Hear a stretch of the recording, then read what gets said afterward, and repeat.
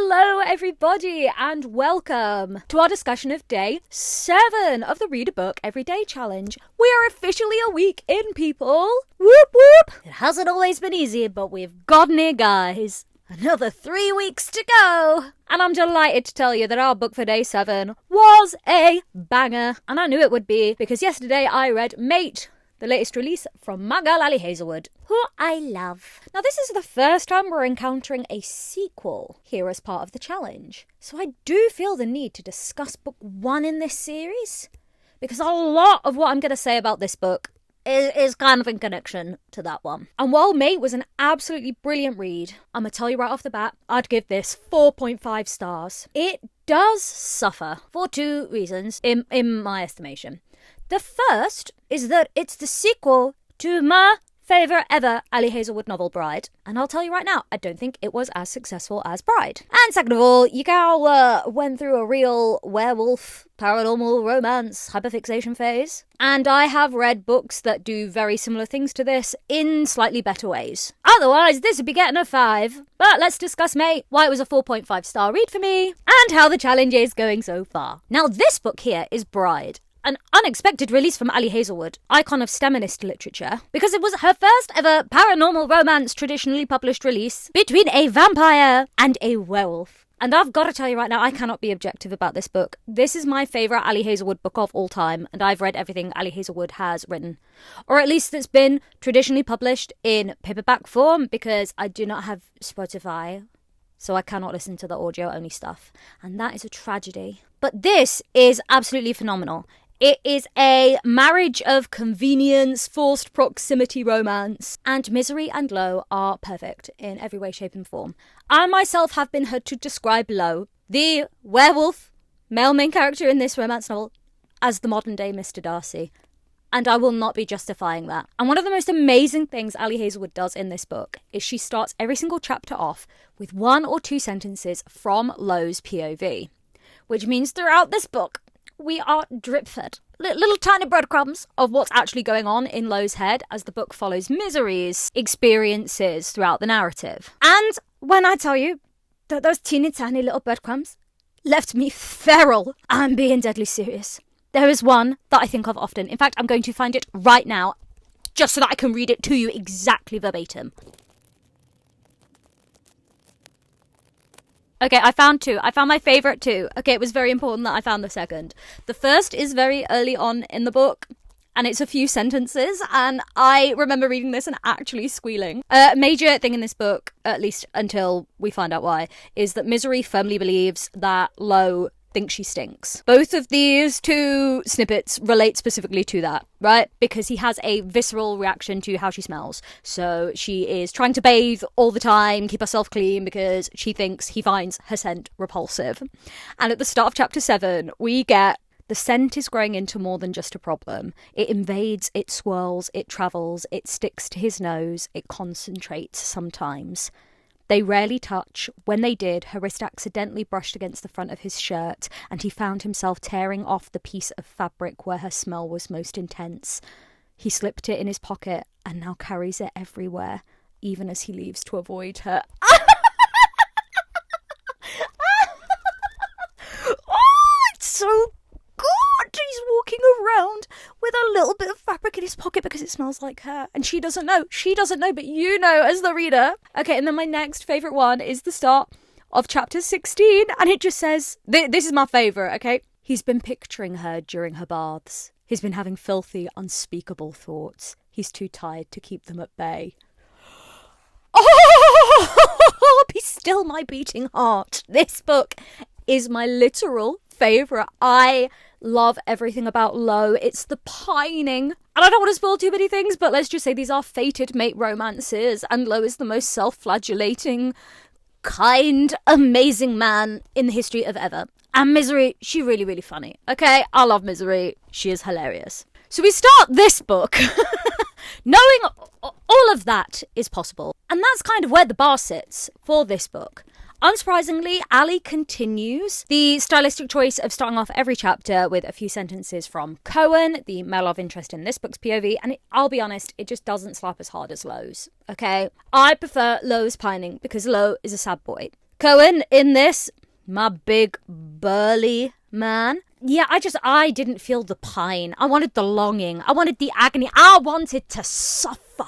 But the premise of this book is that Cohen, the male lead character, is the cousin of Lo from book 1. And Serena, the FMC, is the best friend of Misery from book 1. She and Misery were raised together as part of a between species trade swapping. They were basically wards. Misery grew up in the human land alongside Serena. They consider each other sisters, but it is discovered that Serena is in fact a hybrid. She is part werewolf. That is a spoiler for book 1, by the way. I'm sorry, the book's been out ages. If you didn't know that, surprise, Serena's a werewolf. This is kind of the point of book 2. So Serena is reconciling with the fact that she is not fully human. She is half werewolf. And Cohen, straight from the bat, start of this book, lets her know, hey, you're my fated mate. So the point of conflict we had in book 1 between Misery and Lo, the fact that Misery did not know that she was Lo's fated mate, that doesn't exist here. From the get-go, they are both aware of this. And we do actually have a quite endearing scene, probably one of my favourites in the books, where they flash back to him telling her that they're mates and her being like, oh,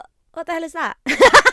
I will admit, I felt like the conflict in this book, it just didn't hit the same way that the conflict did between Misery and Lo. I should say, I've read books where you have an alpha werewolf and a female coming in who is his mate, where the whole other people are trying to unalive her kind of malarkey, that's all just done a lot better. Was it still done well? Yeah, sure. I had points of comparison and I hate that because I wanted this to just slap on every front. Now, when it came to the spice, my girl Ali knows how to write a really brilliant spicy scene.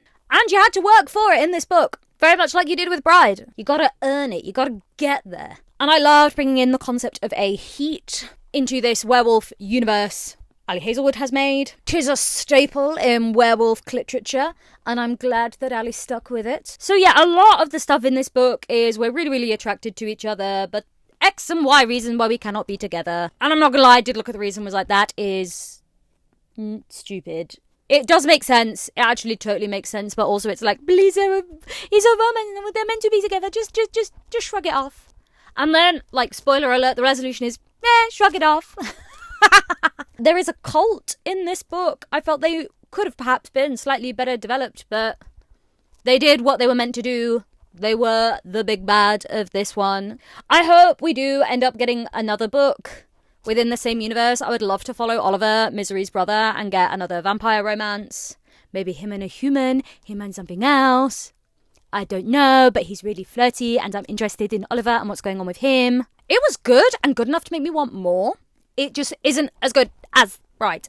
I liked Serena. I liked Cohen. They were good, not great. In fact, I would say they were very, very, very good, but just not quite great. Not as great as my precious, precious babies, Misery and Lo. There is, however, one thing I think this book did a lot better than the first book. In Bride, the inciting incident for Misery to agree to marry Lo as part of this interspecies marriage of convenience is that Serena has gone missing, and Misery is determined to find her best friend. Which means for the majority of Bride, you're not seeing Serena. She's this invisible presence that is very important to the plot, but you don't really get anything from Homegirl to the very, very, very end. So for most of that book, you're hearing Misery thinking, saying that Serena is important to her, but you don't really get to see a lot of it. This book, from the get-go, our girl is... They're not together, but, they're together. We see them texting back and forth. You're actually getting genuine banter. And in this book, I really, really did get the sense that they weren't just best friends, they were sisters. There's a great scene. I don't want to tell you when, because it'll give away some stuff, but they're sat next to each other and Misery's explaining, all this stuff is going on with her life and just no one else is going to get it because no one else is the messed up that they are. And I was like, that's it. It's giving Twisted Sisters. It's giving Meredith and Christina in Grey's Anatomy. That's what these two absolute crackpots give, and I love it. They're the same kind of dark and twisted as each other. There's even moments where Serena gets off the phone with Misery, or they've been texting, and she carries on with the same kind of humour, and whoever she's talking to is like, what on earth? And she's like, oh yeah, I've got to remember, not everyone's like my girl Misery. They don't get us the way that we get each other. And I thought that was brilliant. I love a well-written friendship, and it's not something that I would have highlighted as a problem in book 1 at all, but now that I've seen it done better, it did make me go, oh, actually, I guess that was a little bit in Bride, and it's really, really good in this. Overall, I loved it. I think Ali Hazelwood can very rarely do anything wrong ever because she is precious and she is lovely. And I will admit, in picking up my copy of Bride, I knew I got her to sign most of my stuff.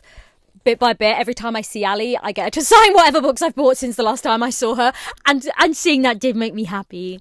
She's just so sweet and lovely. These books are great.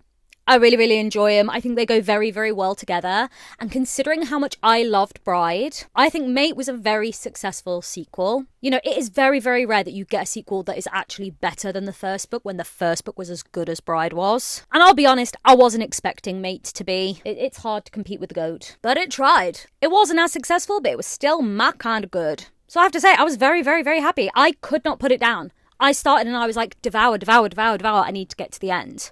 To the point where I had to cook my tea and I had to put my book down to chop up my chicken breast. And I've never cut meat that fast in my entire life. It was like, chop, chop, chop, put the herbs on, mix it all together, put it in the pan. Keep an eye on the pan in one hand, doing the stirring, book in the other hand, keep reading. Each dinner, book in hand, very much the vibe. Spice gets a 10 out of 10 as per. We love Omegaverse. We love a little surprise knot that the woman's not 100% aware is coming and it's like, ah! I love that kind of stuff. It's brilliant. It doesn't take itself too seriously, and that's why I think these have been so great from Ali. They're just imbued with love, like someone who reads books of this nature, enjoys them, and wants to contribute to the canon. Before anything else, Ali Hazelwood is a #1 grade A top tier fangirl, and I love that about her. Having met her in person more than once now, I can say no one has the same level of passion as Ali Hazelwood, and I find nothing more attractive than passion. These books are so full of it. She is so full of it. Ah, it's my crack. I love it. So another brilliant reading day. You can consider me a very, very happy girly. Mate did not disappoint. And now I need to decide what to read next. I'm partially tempted by the new Stephanie Garber. I went and got a copy yesterday, alongside grabbing my copy of Mate on release day, because your girl had to do it, you know? But a little part of me is like, we've been doing very well with the spice. Maybe I should pick something up that I know is going to be a spicy, funny, good vibes kind of romance novel. I'm not set yet. I want to give this book the best chance to succeed, you know? And I want to make sure I have a good time. I still feel like I'm in a little bit of a vulnerable state, so we'll have to see what I pick. You'll have to check in tomorrow to find out. But as always, thank you very, very much for following along with this Read a Book Everyday Challenge. I feel like we've definitely rallied, okay? We're still in a little bit of a flux. We're not back on 100% solid footing yet, but my goodness, we are climbing back up. Thank you, Ali. Now I've got to get back to arguing with people on the internet about whether Alchemized is a romance. It is. And about talking about J.K. Rowling online, which it should be absolutely fine for you to do, sweet Jesus H. Christ. There's only so much stupid I can take. But we soldier on. If you haven't already, please like this video. And if you don't follow me yet, what are you playing at, team? Follow along. Join in the challenge. See what I pick each day. Hear what I think. Help me grow this account so that I can earn some money. Please and thank you. As always, thank you so much for watching. And I guess I'll have to see you later, alligators. Goodbye for now.